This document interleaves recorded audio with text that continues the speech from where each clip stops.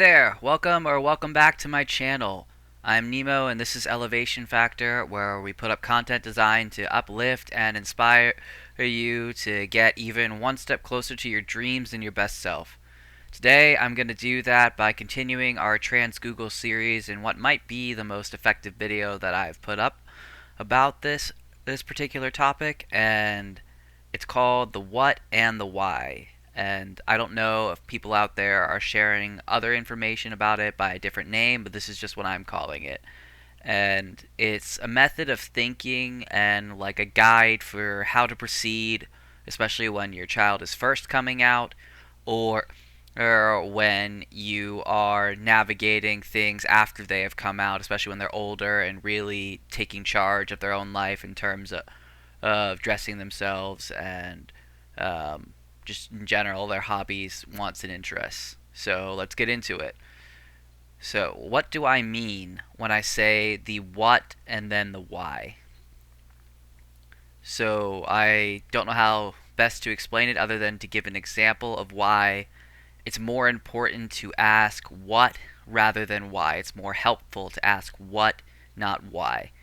And say, for instance, when I first came out, a lot of what I got met with is like, you're not a boy, you just like these things, or a lot of resistance to the idea that I could be outside of the gender binary because or rather outside of the cisgender binary, which see one of my other videos for the term cisgender, or see Google. Anyway, this is something that I encourage you not to do. Like, this strategy is falling under why, and then just under straight up judgment of what someone doesn't understand. So in this situation, when I was expressing patterns of behavior, fashion choices, and other just identifying markers of how someone perceived boys to behave at the time I was coming out. This was many, many years ago. And so when someone experiences that, especially a parent, the ideal situation is to ask what, or use more what strategies, and then get that child to an objective expert like a therapist who can help them sort it out in a safe space, away from like bias or like whatever concerns someone else might have, so they can really just identify what is actually going on for themselves. And to elaborate in a clear, succinct way, when your child is growing up and they are starting to like go out and have to actually like get dressed, I've seen many toddlers running around in nothing but diapers, but when it's absolutely necessary for them to start like picking clothes, it's a good idea to ask what that child likes. Take them to like a big box store like a Walmart, especially because they'll outgrow whatever you buy them in like 3 weeks anyway. But take them somewhere where there's a large department of a variety of clothes, and you'll see very different clothes in the little boys section than you will in the little girls section. And just take them around, and even take them to the adult section too, when they see the differences get even wider. Kids have some more similarities than adults in terms of fashion, but they really try to separate you into boy or girl, or rather man and woman, as you get older. But take your child around and ask them what they like. Like, if you say you start off in the little boys department, ask them, like, regardless of what sex they are, what biosex they were born, or what gender you think they are, just go to the little boys section. Ask them, what clothes do they like here? Or walk them around and ask them to tell you if they see anything that they like. And once they've done that, don't buy anything yet. Take them to the little girl section. Ask them, what in here do they like? And this includes if someone was born biosex male, and especially if they were born biosex male or born with a penis, because most people attach genitals to gender. But Again, regardless of what's in their pants and what gender you think they are, take them to all the sections, take them to the little boys, the men's, the teenagers, and same thing and same child, take them also to the little girls, the teenagers, and the women's. And just ask them what they like. When you've done all of that, ask them what was your favorite. Like, you might need to walk them back if they're really young. They might not remember, but I'm gonna ask you to pick out, say, two outfits. You can pick from any sections. You can mix and match. So, pick your favorite shirt, or pick your second favorite shirt. Pick your favorite pair of pants. Pick your second favorite pair of pants. Pick what kinds of big kid underwear you want, and then maybe pick out shoes. And just walk them around to different sections and let them choose. And if their choices don't meet with your expectations of their perceived gender, listen to that. Don't ask them why they like anything. Just ask them what they like. And eventually, if you see patterns, like they like multiple things that are outside of your expectations, they want to engage in hobbies that are outside of your expectations, then you start asking, okay, maybe this is time to actually go and see a therapist. Like, I'm not telling you to just think that your 5-year-old is trans just because they want to wear a dress and you don't think that their gender usually wears dress.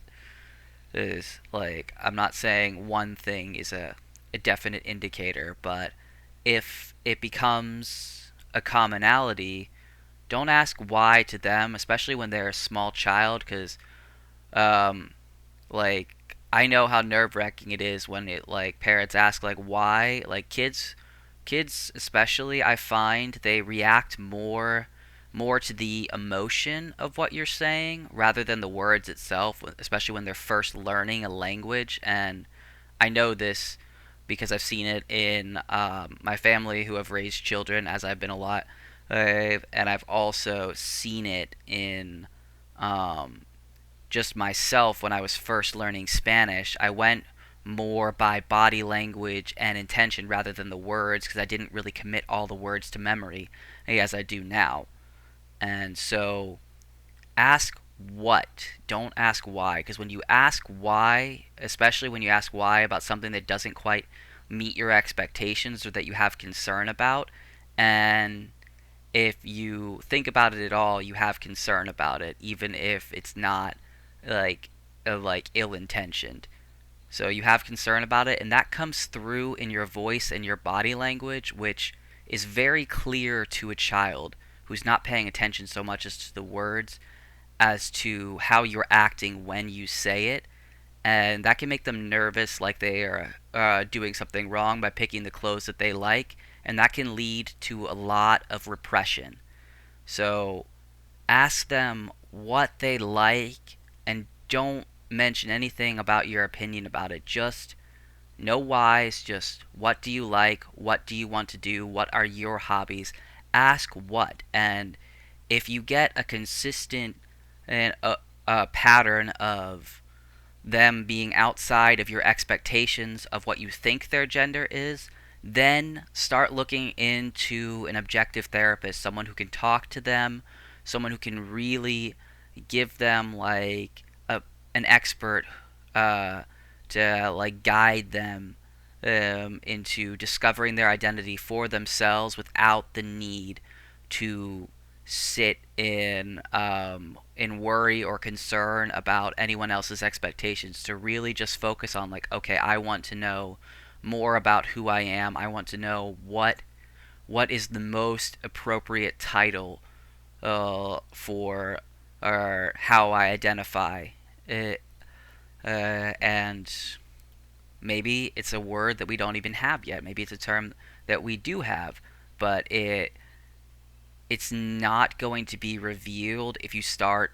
putting your own opinions and concerns into the child's mind, especially in the discovery phase. And so when they are starting to discover their gender, which is generally between about 3 and 9, according to modern science. But it happens young. I knew at 5, so like they are not too young to know their gender. I've known people as young as 2. Uh, but it's really important when they are discovering their gender, whatever age they're at, is to what ask what they like, what they feel, not why they like this, why they want to do that, or why they feel this way, and to really just keep it in the realm of their experience and just get an objective expert, one for yourself too, who especially to process your own feelings and do it away from your child so it doesn't create any collateral damage in your healing process. So when they are coming out and when they are discovering themselves, ask what, not why. This also holds true for when they are older. When they are older, when they've established themselves, they understand their gender, rather than asking why of like for example, I wore one of my dresses to go shopping yesterday, or a couple of days ago, and my father asked me, I don't understand, or rather, he just said, I don't understand why a trans man would want to wear a dress, and I didn't want to get involved, so I let it be for that time. But this is kind of an unhelpful situation. Like, obviously, my father was raised in a more like narrow view of gender than I have been fortunate enough to be raised by. And I'm not just talking about raised by my parents, I'm talking about in the society I grew up in and the information that I've had access to, which is more than what my father had. Not that age is an excuse, it's just the starting point. And so was very um, that was very interesting to me. But this is another example of what versus why would have been more effective. Obviously, it felt concerning, and if he was just like displeased about it, it's better to just keep that in your own head, and talk to your therapist or whoever you confide in about it to process your own feelings, and not just like have a microaggression at me over my fashion choices. Um, but if he really wanted to engage in conversation and understand it, he could have said, "Okay, wow, you're wearing a dress. This is surprising to me. Hey, I didn't think this would happen after you came out as a trans man." And so that is a more effective, like what is your relationship to dresses now? Like that's an effective question that would help him get to understanding of what he's feeling in his own self and what I am experiencing, without like trying to tell me like how to dress, or that my dressing does not fit. Like it proves that I'm like not adequately representing my identified gender. Like I'm not man enough because I wear a dress. Like it doesn't connotate that at all. It just connotates this is something I wouldn't expect. Can you explain further how this works? Can you tell me more about this so I can understand and I can learn and I can grow? And that's the mindset you need to have. Like asking what when they are old enough to explain, not asking why. In terms of like, don't ask them why they do the things they do because if they are such and such gender, or ask them, okay, what does it mean to be such and such gender to you? Like what, and like looking for understanding is great when they're old enough and when they are ready emotionally, mentally, physically, spiritually to help you understand.